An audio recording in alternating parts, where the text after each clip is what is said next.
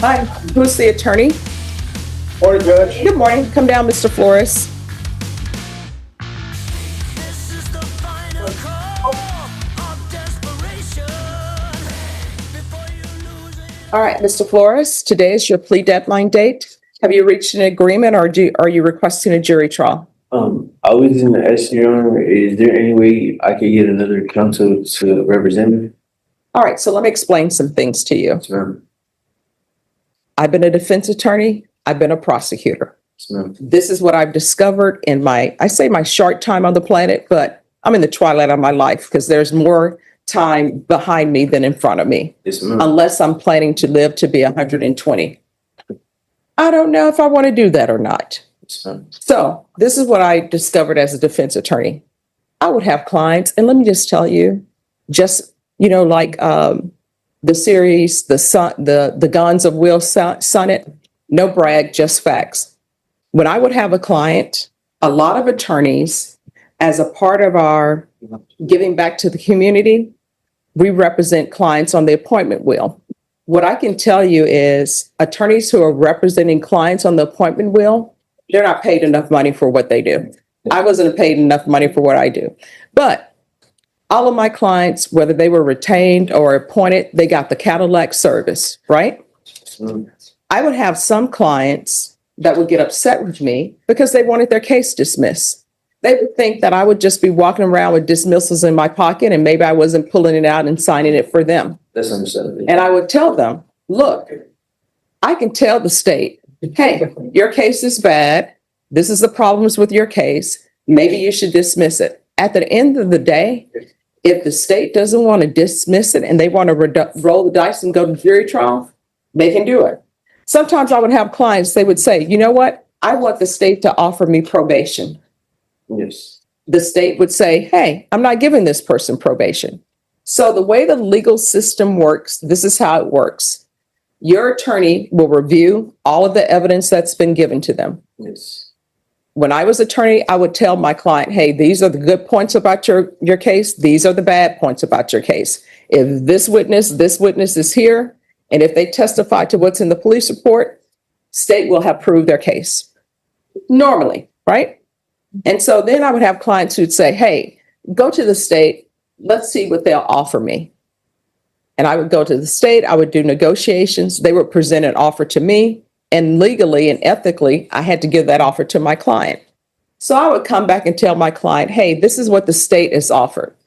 Sometimes my client would say like, ooh, great, I'll take that. Sometimes my clients would say, hey, I'm not accepting that offer, but I'll accept this offer, which is a counter offer. Then, as an attorney, I was legally and ethically bound to go to the state and say, hey, my client will not accept this offer, but this is what they will accept. Then the state, you know what they can say? All right, we'll give your client that. Or either sometimes the state would say, no, this is our offer and this is the only offer we're tendering. Yes, ma'am. And then it would be the client's choice whether they accept it or not accept it. There would be some cases they would have my client on video in HGD.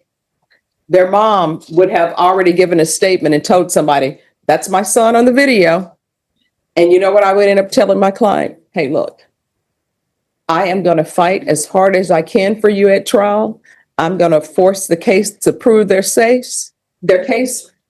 But maybe the only way you're going to be found not guilty, if God sends his angels down and tap 12 jurors on their shoulder and say, find this person not guilty, I have other plans for them. Yes, ma'am. But I would always tell my clients, you need to look at your case objectively and look at it and then make a decision on whether you want to go to trial or not go to trial. What I can tell you is this attorney has tried cases before. What you're charged with, he's definitely tried these type of cases before. And so if you want another attorney, you are going to have to retain your own attorney. I'm sure the offer that he has tendered to is what the state is offering.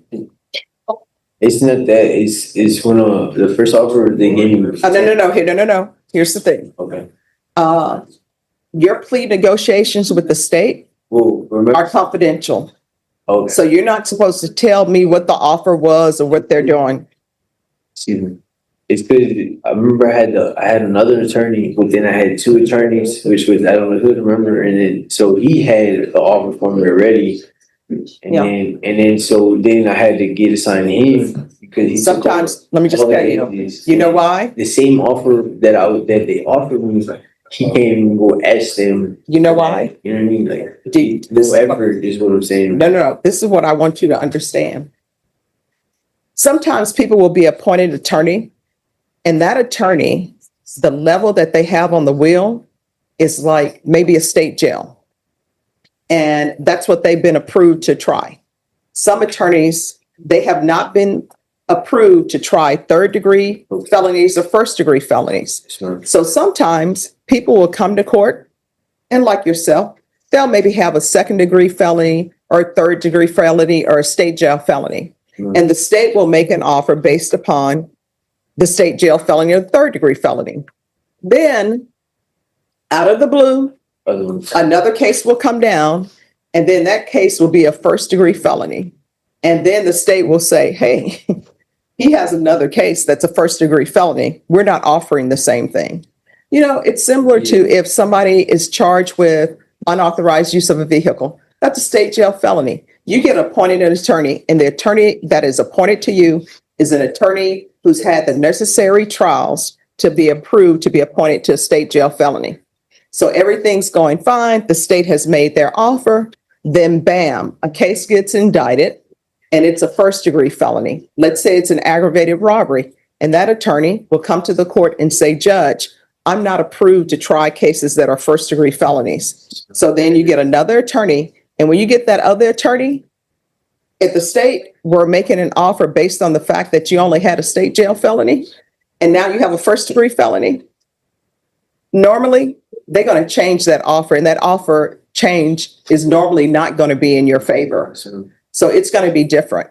So the fact that you have this attorney here and the offer is not now different, it's probably about the new case and not the fact that he has done something differently. It was all the cases. Yeah. And Yeah. I mean, but I understand what you're saying. Yeah. So I will tell you, this is your attorney. Today is your plea deadline date. You need to let me know whether or not you've reached an agreement with the state. If you have not reached an agreement with the state, that is fine with the court. This is just a time where I give people your last time to perhaps come to an agreement. And then after that, you're either going to a jury trial or a bench trial. If you come to me for a bench trial, if the state proves its case beyond a reasonable doubt, I'm going to find you guilty. If they don't prove their case beyond a reasonable doubt, I'm going to find you not guilty. And for me as a judge, whether you're charged with murder or state jail felony or criminal mischief, if it's a murder case and the state doesn't prove their case beyond a reasonable doubt, I'm finding you not guilty. If they prove it beyond a reasonable doubt, I'm finding you guilty because I'm just here to follow the law. You understand? So today you need to make a decision on whether or not you have reached an agreement with the state. So I can't have another counsel. No. Did you not hear what I said? No. No, I heard you say. Yeah, no, you cannot. This is your attorney. Okay. All right. So I'll let y'all sit and discuss it. And when you're Thank ready you. to approach, I'll take the matter up. Thank you. You're welcome. Who is here on, Much later. Morning, Your Honor. good morning. So how did it go? I feel much better today. All right, no cavities? Well, they had to take a bunch of stitches out from over. And so it's still a little bit tender, but I'm not as distracted as I was yesterday. All right, the court is calling 2025 CR 002317, State versus Roman Allen Flores. Can I have parties announced, please? Deputy Pitlock for the state of Texas, Your Honor. Robert Featherston representing Mr. Flores. And are you Mr. Flores? Counsel, have you received all discovery and did you review it with your client? We have, Your Honor. Court will find that the state is in compliance with discovery.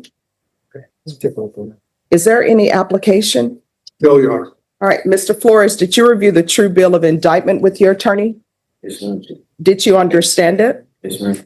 Counsel, do you waive the reading of the indictment? We do. State, are you proceeding on the indictment as presented? Your Honor, we are not exactly, I hope it's not terribly complicated.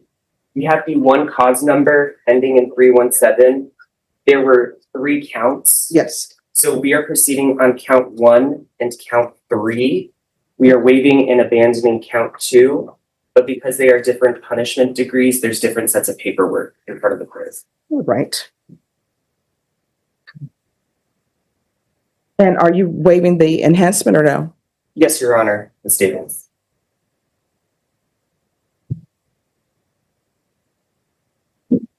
Any objection? No objection, Your Honor.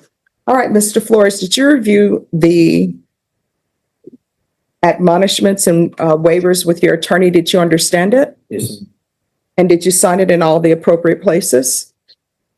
Right.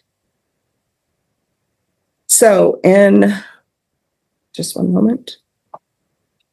And count 1, you're charged with evading arrest, detention with a vehicle. That's a 3rd-degree felony. Range of punishment is anywhere from 2 to 10 years in prison and up to a $10,000 fine. And count 3, you're charged with theft of property, $2,500 to $30,000. That's a state jail felony. Range of punishment is anywhere from 180 days up to 2 years in the state jail facility and up to a $10,000 fine. Did you understand? yes, ma'am. If you have a plea bargain agreement with the state, the court does not have to follow your plea. If for any reason the court does not follow your plea and gives you more than you bargained for, the fact that you entered a plea will not be used against you and you will be allowed to withdraw your plea. Did you understand? Yes, ma'am. You have a right to jury trial, a right for you or your attorney to cross-examine and confront any witnesses the state would call in the right to remain silent. Did you understand? Yes, ma'am. By entering this plea, you are giving up those rights. Did you intend to give up those rights and enter into a plea in this case? Yes, In each of these counts? yes, ma'am. Counsel, has your client been able to provide you with any defenses? He has, Your Honor. Do you believe he has a rational as well as the factual understanding of the charges against him? He does. Do you believe he's currently competent and was legally sane at the time of the offense? He is. Mr. Flores, has anyone threatened you, coerced you, or placed you in fear to get you to enter this plea? No, Anyone promised you anything other than the plea? Are you satisfied with the way you've been represented? yes, ma'am. Are you a U.S. citizen? Court will find that defendant has knowingly and voluntarily waived his right to jury trial. Did you review the plea bargain page with your attorney? Did you understand it? Yes, ma'am. All right. In each of the pleas, the state is waiving and abandoning the repeat enhancement paragraph and count 2. In the state jail felony, they're asking that your punishment be assessed at 119 days in the Bexar County Jail under 1244. There's to be restitution, if any, payable to Javier Leonardo, and there's to be no contact with him. And count 1, the state is asking that your punishment be assessed at a cap of 10 years in the prison. There are no applications. This case will run concurrently with the other count. So they're asking that the counts run concurrently. And they are asking that there be a judgment satisfied in 2025 CR 002317, and that is count 3. Did you understand that to be the plea? Yes, ma'am. Defense is at the plea? That is, Your Honor. State is at the plea? Yes, Your Honor. Did you review the waiver of appeal paragraph with your attorney? Did you understand it? And did you sign it in both places? Did you understand by signing that you're waiving your right to appeal? The only items that can be appealed are written pretrial motions that have been filed, heard, and ruled upon by the court. Did you understand? Ma'am. Counsel, have there been any such motions? No, Your Honor. Then to count 1, how do you plea? Guilty, not guilty, or no contest? Guilty. To count 3, how do you plead? Guilty, not guilty, or no contest? Guilty. State any evidence. State offers State's Exhibit 1 and all attachments at this time, Your Honor. No objection, Your Honor. All right. Did you review the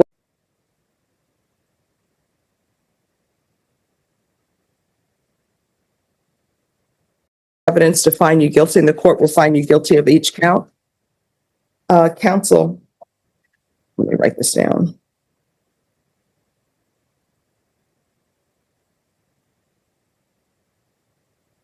All right, counsel, it takes 8 to 12 weeks for a PSI, but if you would like to just have this come back sooner and have me give you a shorter date and you can call your witnesses, I'll ask the state for any criminal history to be given to me at that time.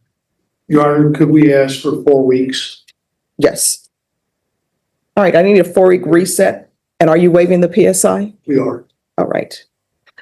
Ms. Abrams, no PSI.